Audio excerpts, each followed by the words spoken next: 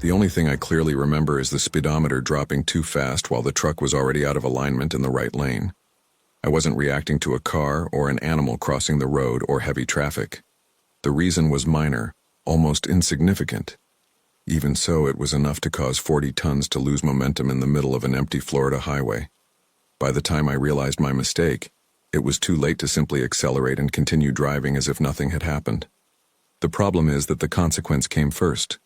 Even before I understood what had caused that deceleration, I was already stopped on the wide shoulder when I noticed the strange movement a few meters behind me, near the exact point where I had slowed down.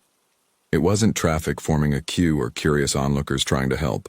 It was people who seemed to have been waiting for that specific moment to happen. And at that instant it became clear that the object on the road had never been there by accident. That morning's route was one of the simplest I'd driven all month. Leaving Tampa, heading north to Florida, a light load of medical supplies packed on pallets securely fastened inside the truck bed. Nothing urgent, but it also wasn't cargo that could be left sitting around for long in some strange place. The highway was open, with few distant lights from small towns and that kind of spaced-out traffic where each truck appears in the rearview mirror as a point of light, long before it actually gets close. The clock on the dashboard showed a little after 2 in the morning when I entered that emptier stretch of highway. It was the kind of wide road where the streetlights disappear for miles, leaving only the road reflectors and the constant glare of headlights on the asphalt. There was practically no one around. Every now and then a car would appear quickly in the left lane, pass by, and disappear into the darkness ahead as if fleeing from something.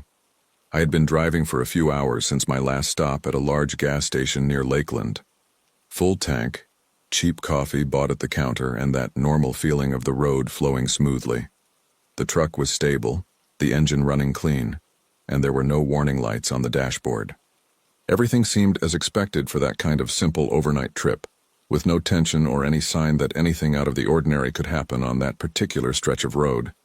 The strange detail, looking back now, is that a few miles before that point, I had passed 2 trucks parked on the wide shoulder of an old exit. They weren't broken down, because their headlights were off, and neither had an emergency triangle set up on the road. They also didn't seem to have drivers sleeping inside the cab. At the time, I just slowed down a little as a precaution, and continued my journey without thinking too much about it. What stuck in my mind afterward was another small thing that seemed irrelevant at the time. None of those trucks returned to the highway after I passed. In the mirror, I continued to see the empty shoulder behind me for several minutes, as if they were just waiting for something to happen on that stretch of road. A few miles past that point where the trucks were stopped, the road became completely empty again. Only the constant sound of the engine, the wind hitting the side of the truck bed, and the repeated glint of the reflective strips passing under the truck. I was maintaining a steady speed in the right lane when something small appeared in the beam of the headlights a few meters ahead. It didn't look like an animal. It didn't look like a piece of a blown tire, nor a box fallen from some vehicle. It was a dark object, too low to identify quickly, but large enough not to risk running over it without knowing what it was. On an open road, anything hard on the road can destroy a front tire or burst the suspension. Instinctively, I took my foot off the accelerator and began to carefully reduce speed.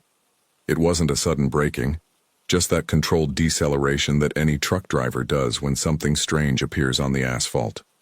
As I approached, the headlights finally illuminated the object better. It looked like something metallic, perhaps part of a heavy tool or some piece of equipment that had fallen from a pickup truck. It was exactly in the middle of the right lane, positioned in a way that was too strange to have simply rolled there. The position seemed almost aligned with the lane, as if someone had placed it there with some specific intention. At that point, I had to make the quick decision that every driver knows well. Either I changed to the left lane without knowing if a fast car was coming from behind, or I went slowly trying to swerve at the last minute. The rearview mirror was clear, with no oncoming headlights. Even so, I didn't like the idea of throwing the entire truck to the left in that dark stretch. So I continued to slow down, planning to get around the object with the least possible risk. It was precisely at that moment that something started to feel out of place. In the side mirror, a distant light appeared, appearing too quickly on the road behind me. It wasn't a heavy truck or an ordinary car maintaining a constant speed. That light was accelerating sharply towards me, as if the driver already knew exactly where I was going to slow down. When the light behind me in the mirror intensified, I was almost past the object on the road. I swerved slightly to the left without completely leaving the lane, and the truck passed it just inches away. At the last second, I managed to see it better in the headlight beam. It wasn't a car part or a lost tool. It looked like a short metal bar with something attached to the ends, as if it had been prepared to prevent it from rolling off the road. The detail that made me uncomfortable came right after I passed that point. Looking in the side mirror, I could see the bar staying exactly where it was, motionless in the same spot on the lane. It didn't move an inch with the truck's air displacement. Any piece of light metal would have been dragged or at least spun on the asphalt. It looked heavy and deliberately positioned to remain there waiting for the next vehicle. The light that was behind me approached too quickly for that time of the morning. In less than half a minute, it was right next to my rear bumper. It didn't try to overtake immediately, nor did it slow down to maintain a safe distance. It just stayed there behind me, maintaining almost the same speed as me, as if it were observing what I would do after I had slowed down because of the object. That's when I noticed something else strange in the larger rearview mirror of the cabin. Further behind that main light, there was another pair of headlights appearing on the road, still distant but aligned exactly in the same lane. Two vehicles coming from the same point on the highway, appearing right after I slowed down in that empty stretch. The coincidence seemed too small to be a real coincidence. At that moment, I began to mentally piece together the fragments that hadn't made sense a few minutes before. The two trucks stopped on the shoulder, the object positioned in the middle of the lane, and now two vehicles appearing just as I slowed down. I still couldn't say for sure what was happening, but the feeling was clear. That deceleration, which seemed like a simple safety measure, might have been exactly what someone was expecting me to do.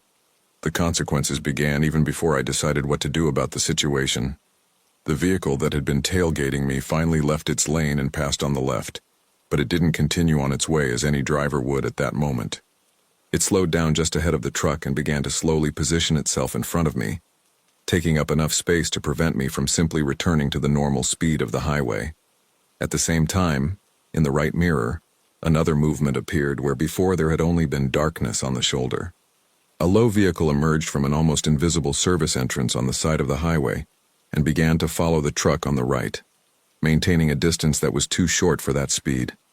They weren't trying to overtake or leave the area. The two vehicles were simply adjusting their positions as if they already knew exactly where each should be. It was at that moment that I truly understood the reason for that object placed on the road a few seconds earlier. It wasn't a trap to puncture tires or cause a direct accident. It was simply meant to force trucks to reduce their speed at that specific point on the highway. Whoever had prepared it knew that a heavy truck doesn't accelerate back down that quickly, and those vehicles were taking advantage of exactly that slight loss of speed. The car in front of me continued to gradually slow down until it forced me to a speed that no truck could maintain on an open highway. I still had room to brake safely, but accelerating and getting out of there wasn't so simple with that vehicle occupying the lane. In the right mirror, the other car was driving parallel, keeping enough distance not to touch but too close to allow any smooth maneuver. It was at that moment that I noticed a third movement further back, almost out of the normal reach of the rearview mirror. One of the trucks I had seen stopped on the shoulder several miles earlier was now entering the highway again. Its lights appeared in the distance, exactly in the direction of that stretch where I had slowed down. It wasn't coming fast, nor was it trying to catch up with the group. It was simply returning to the lane as if it were all part of a planned rhythm. I then realized that it wasn't an immediate robbery attempt or a direct approach. The objective seemed different, simpler, and at the same time stranger. They just needed some trucks to slow down at that specific point on the highway, enough to identify the cargo, license plate, or some other detail before letting the vehicle continue its journey. And at that moment, it became clear that I had just entered this kind of selection process without knowing it. After a few minutes at that strange speed, the car in front of me simply accelerated and left the left lane without looking back. The vehicle that was coming alongside on the shoulder slowed down until it disappeared in the right rear view mirror, returning to the same service entrance from which it had emerged. There was no attempt to stop the truck, no gesture, no sign of approaching. The highway returned to its normal silence, as if nothing had happened in that stretch. I continued driving for several miles before finally easing off the wheel. When I looked at the fleet's GPS a few minutes later, I noticed that my speed had dropped exactly at the point on the road where that metal bar was placed. Coincidence, perhaps. But the deceleration mark was right in the middle of an isolated stretch of highway, far from large gas stations or toll cameras. Since then, when I see any object that's too small stopped in the middle of an empty highway in the early morning hours, I don't slow down as much as I used to, because now I know that sometimes the danger isn't in what's on the road, it's in whoever put it there hoping someone would slow down. If you're a fan of these stories, do me a solid. Hit that like button, subscribe, and leave a comment below. It tells the YouTube algorithm to push this video out to more people. I appreciate the support. The man already had his inspection pad open when I got out of the truck, standing next to the cab door as if he'd been waiting for that exact moment. He was wearing a dark jacket with state transport identification and maintained that direct tone of someone who conducts this type of inspection all day at rest stops. The problem was that I hadn't seen any patrol car enter the parking lot before he showed up. He first pointed to the DOT number on the side of the truck and started writing something down without even asking my name or my route. That was strange enough, but what really caught my attention was something smaller. The car parked a few meters behind him had no visible official markings. Just an ordinary sedan, engine running, headlights off. As he continued talking about quick compliance checks, I noticed a detail that no driver forgets after years on the road. He was holding the inspection pad the wrong way, like someone who had seen it before but never actually used it during an official stop. And at that moment, the feeling became very clear. It looked like authority, but it didn't look like a real inspection. I had stopped at that Georgia rest stop more out of road discipline than real necessity. The digital clock in the cab was approaching the mandatory rest window, and the parking lot still had plenty of free space between the trucks. It was one of those common spots on southeastern highways, with bright lighting, vending machines in the center, and a few trucks lined up silently, while the drivers slept inside their cabs. The cargo on that trip was simple. Pallets of automotive parts leaving Alabama bound for a warehouse further north. Nothing sensitive, nothing that required an escort or special care beyond the basics. The cargo hold was intact. All the documentation was organized in the folder next to the seat, and the ELD, electronic logistics device, was recording normal driving time. It was exactly the kind of relaxed stop where the driver just stretches his legs and returns to the cab a few minutes later. When I turned off the engine, the parking lot looked perfectly normal.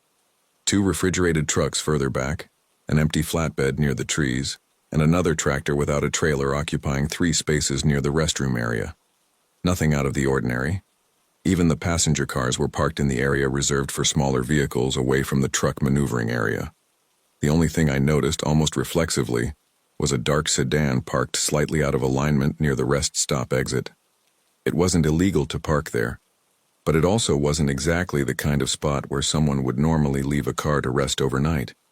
The interior lights were off, and the car seemed empty as I walked past towards the truck. A few minutes later, when I returned to the cabin to retrieve the document folder, that same sedan was still in the same spot. Only now the engine was running, and the driver's door was open. And the man leaning against my truck didn't look like he'd stepped out of any official vehicle. He remained standing by the cab door as if the inspection had been underway for some time. As I approached again, he lifted the pad and pointed to the side of the truck, saying he needed to confirm some DOT registration data before proceeding. His tone was calm, direct, exactly the kind of voice agents use when conducting quick inspections at rest stops in the early morning hours. I opened the cab door and grabbed the folder where I keep the basic trip documentation: license, company registration, truck and cargo information. While I was doing this, I noticed that he wasn't observing the cab or looking inside the truck as normally happens in real inspections. Instead, his eyes quickly scanned the side of the cargo area, the seal on the rear door, and then returned to the form he was pretending to fill out. When I handed over the documents, he only glanced at the first page, like someone who already knows what he's looking for before even reading anything. He didn't ask for the electronic log, didn't inquire about driving hours, and didn't mention any specific inspection code. He just said it was a quick routine check because of some irregularities that had appeared in loads passing through that route. At that moment, I had to make the decision that every truck driver knows when faced with an unexpected inspection. Either you fully cooperate and let the person conduct the process, or you start asking questions that might irritate someone who actually has authority there. The problem is that the more he talked, the more small details didn't match any dot inspection I had already undergone on the road. That's when I noticed another detail that until then seemed too small to matter. The sedan that had been parked near the rest stop exit had moved a few meters since the last time I'd looked. Now it was positioned facing the truck parking area, with the engine still running and someone sitting in the driver's seat directly observing the inspection.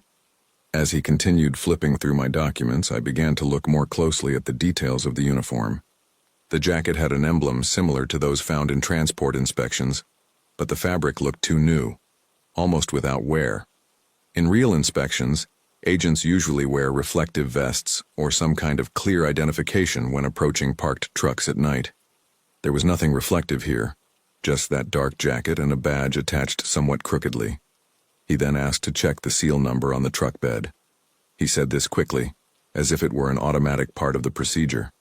We walked a few steps to the back of the truck, and he illuminated the door with a small flashlight he took from his pocket.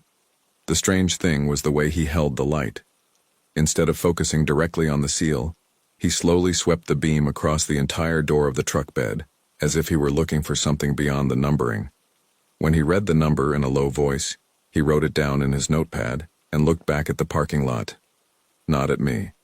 The sedan was now a little closer, parked so that its headlights were aligned with the row of trucks. Still, it still had no official identification, no traffic lights, and no markings from any state agency. That's when he said something that didn't make sense in that context. He said he needed to confirm the registered cargo before releasing the truck to continue its journey. That didn't match what was happening. I was voluntarily stopped at a rest stop, not at a way station or highway checkpoint. At that moment, I realized he wasn't trying to issue a fine nor conduct a full inspection.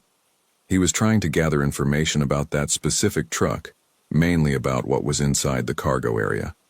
And the person inside the sedan seemed interested in exactly the same thing. It was when he returned to the side of the truck that something finally deviated from the script he seemed to be following. Instead of continuing to look at the documents or asking for the electronic log, he directly asked exactly what type of cargo was inside the truck bed.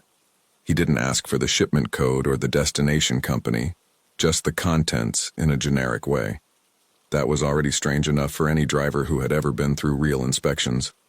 I responded as neutrally as possible, simply stating that they were sealed automotive parts registered on the cargo manifest. He jotted something down on the notepad without actually checking the corresponding document. Meanwhile, the sedan in the parking lot moved again a few meters, now lined up almost directly behind the truck, as if the driver were trying to get a view of the rear door. At that moment, another small thing happened that completely changed the situation. A truck parked 2 spaces ahead suddenly started its engine and turned on all the exterior lights in its cab. The entire parking lot became brighter for a few seconds, and the light shone directly on the jacket of the man who was with me. That's when it became clear that the emblem on the uniform didn't match the actual format used by the DOT in that state. The symbol looked correct at first glance, but the design was slightly different from the standard that any trucker accustomed to inspections would immediately recognize. And at that moment, the appearance of authority began to crumble very quickly. When the bright light from the other truck illuminated the entire parking lot, the man noticed at the same time I had noticed the detail on the emblem. He closed the inspection pad too quickly, like someone who had lost control of a situation that until then seemed comfortable. He didn't try to continue the conversation or ask for more documents.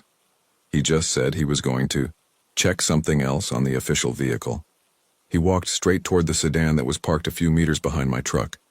There were no marked police cars, no traffic lights, just that ordinary car with its engine running from the start. As soon as he opened the passenger door, the vehicle immediately began moving toward the rest stop exit without excessive haste, but also without any attempt to appear as if an official stop had been completed. A few minutes later, a driver who had just gotten out of the truck ahead approached, asking if that had been a real inspection. He had also noticed the strange activity in the parking lot. The difference was that he was on a call with another truck driver from the same company at that moment, and the conversation ended up reaching a contact who had a direct line to the State Highway Patrol. Less than 20 minutes later, 2 real patrol cars showed up at the rest stop and started asking questions about what had happened there. The pattern described was already known to them. People using fake DOT identification to collect information about specific cargo during the early morning hours. It wasn't an inspection. It was target reconnaissance. Since then, whenever I stop at overnight rest stops in Georgia, I've developed a new habit I didn't have before. Before even getting out of the cab, the first thing I look at isn't the truck next to me. It's whether there are any visible police vehicles anywhere in the parking lot. After the vehicles left the rest stop, the parking lot returned to its usual early morning silence. Trucks with their engines off, some refrigerated ones vibrating softly at the back of the yard, and a few lights on in the rest area. The whole situation had lasted less than half an hour, but the feeling that something bigger was happening there was very clear to anyone who had witnessed the operation from the beginning.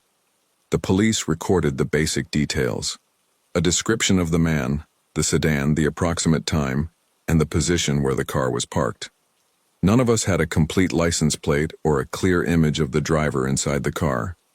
To them, this already seemed to be part of something that had been happening at certain specific stopping points in the region, always involving trucks that stopped alone during the early morning hours. The following morning, when I resumed my journey and passed the first open way station on the route, I mentioned what had happened to a real DOT agent. He listened without seeming surprised and simply confirmed that there had been similar reports in recent months.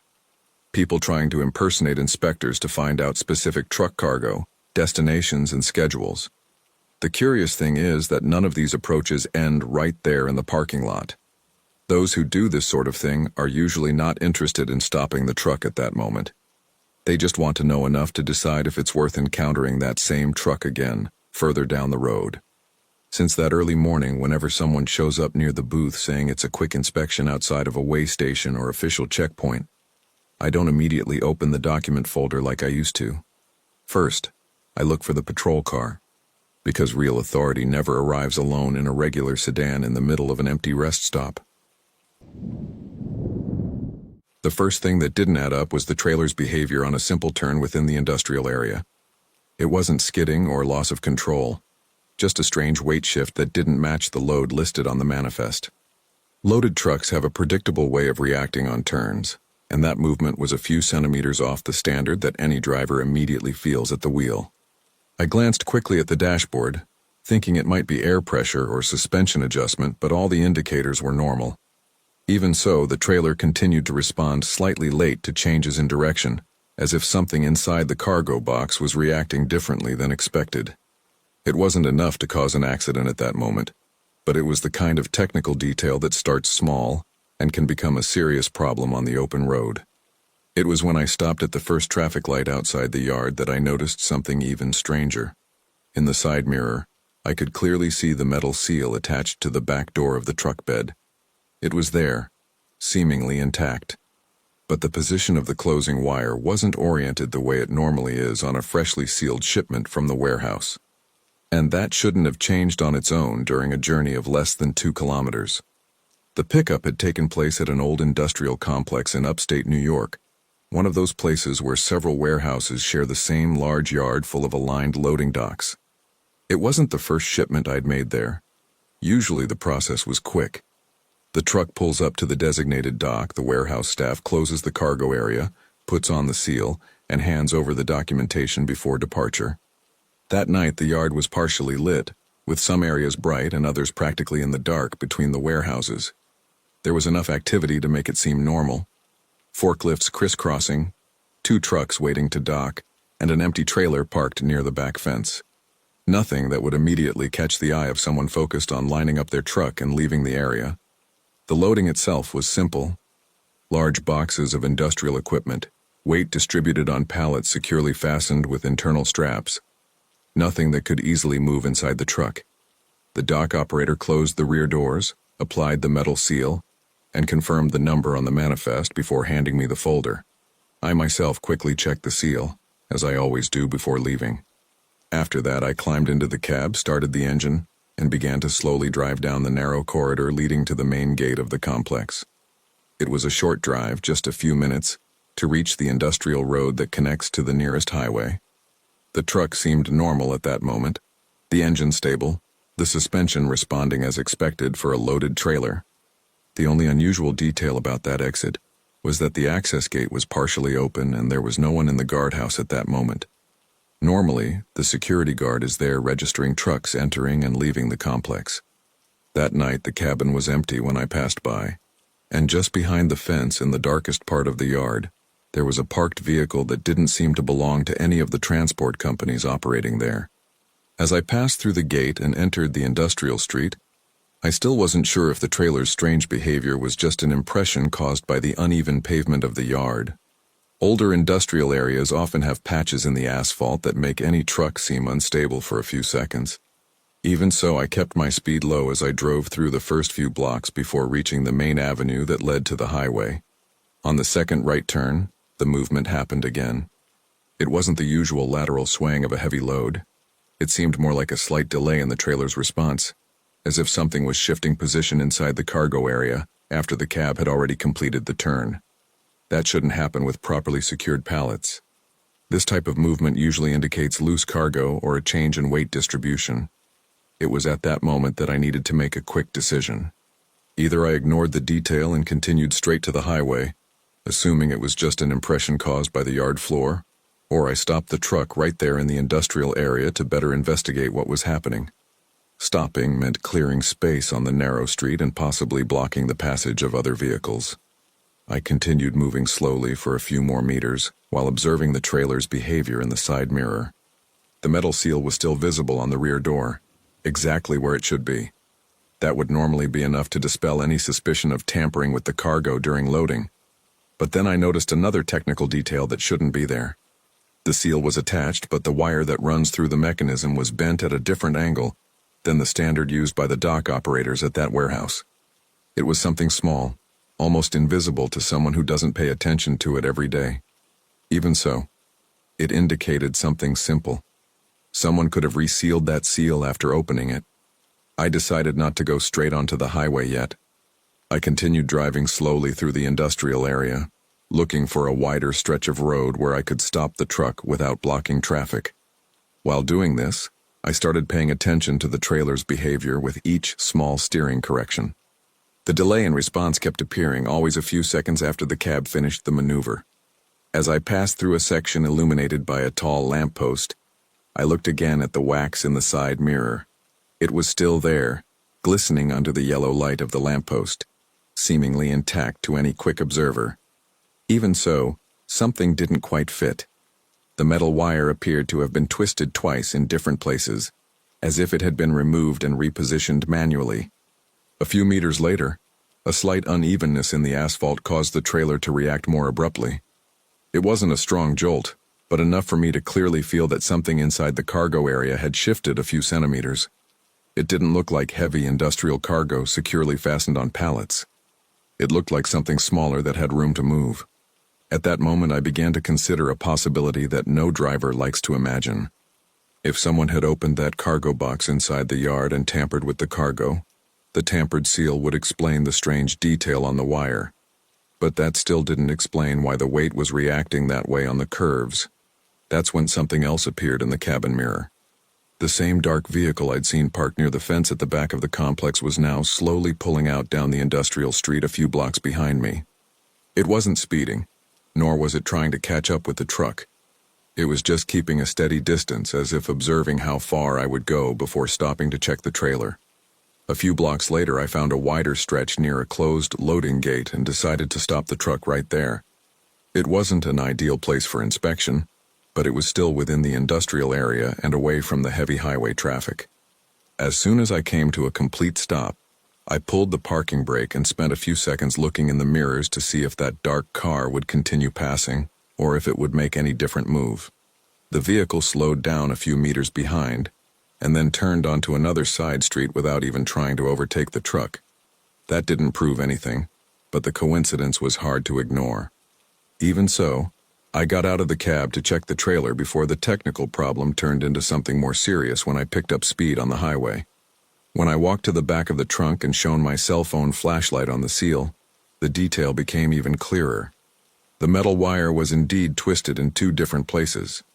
It was the kind of mark that appears when someone opens the seal with a thin tool and then tries to close it again so that it appears intact from a distance. The problem was that the seal was still officially closed. This meant that to check the inside of the truck, I would have to break it and then report the incident to the company and the cargo's destination. That alone would mean delays and potential logistical losses. That's when I heard a sharp thud coming from inside the trailer. It wasn't a box falling. It was something heavier hitting the inside wall of the cargo area as if it had just shifted from one side to the other. And at that moment it became clear that continuing to drive without knowing what was happening could turn that technical problem into a real accident. I quickly returned to the cab and moved the truck just a few meters to better align the trailer on that wide stretch of the industrial road. I didn't want to open the cargo box with the truck poorly positioned or tilted, because any shift in weight could worsen the situation. As soon as I stopped again, I turned off the engine and walked to the rear more carefully. I broke the seal using the pliers I always carry in the side box of the cab. The moment I unlocked the right door of the cargo compartment, I immediately felt something inside pressing against the structure. It wasn't the kind of pressure caused by poorly secured pallets. It was something smaller, but heavy enough to push against the door. I opened the door just a few inches first. The flashlight quickly revealed the problem. One of the straps securing the pallets had been cut and several boxes had been moved from their original place. Among them was a heavy metal object that wasn't part of the registered cargo. It looked like an industrial part used as an improvised counterweight. When I removed that object and rearranged the loose boxes, the trailer's strange behavior finally began to make sense. That piece had been positioned loosely between the pallets with enough space to slide a few centimeters at each turn or unevenness. At low speed, this was just a delay in the trailer's response. At highway speed, it could easily cause a loss of stability. I photographed everything before putting the boxes back in place and informed the company, while still stopped on the industrial road. The instruction was clear. File a police report and only continue the journey after completely reorganizing the cargo. This meant a delay in delivery, and part of the cargo ended up damaged during the movement. The damage wasn't total, but it wasn't small either. And it all started with a seal that, seen from a distance, appeared perfectly intact. After rearranging the load and applying a new seal, it took me almost 40 minutes to be sure that everything inside the truck bed was secure again. The damaged boxes were photographed, and the company simply asked me to continue the journey and deliver the rest as normal. When I finally got on the highway, the truck responded exactly as it should on curves and lane changes. Even so, for the first few kilometers I continued driving slower than usual, paying attention to every little reaction of the trailer. When something inside a trailer starts moving the wrong way, the memory of that movement stays with the steering wheel for a long time. Every turn seemed to demand extra attention. Later, speaking with the warehouse manager on the phone, I discovered that the guard booth had indeed been empty for a few minutes that night. The security guard had gone out to check an alarm in another warehouse in the complex. It was precisely during that interval that my truck was parked at the loading dock. The strangest detail is that no one at the warehouse could explain where that heavy metal piece that appeared inside the trailer could have come from. It wasn't part of the warehouse inventory or the equipment used by the dock operators. It simply shouldn't have been there. Since then, when I see a seemingly intact seal after leaving an industrial yard, I don't just trust the number registered on the manifest. Because a seal can remain closed, even after someone has already opened the trailer. To keep these stories coming, make sure to like, subscribe, and drop a comment. That engagement is fuel for the channel. It helps YouTube deliver these videos to more folks out on the highway. Stay safe and keep the shiny side up.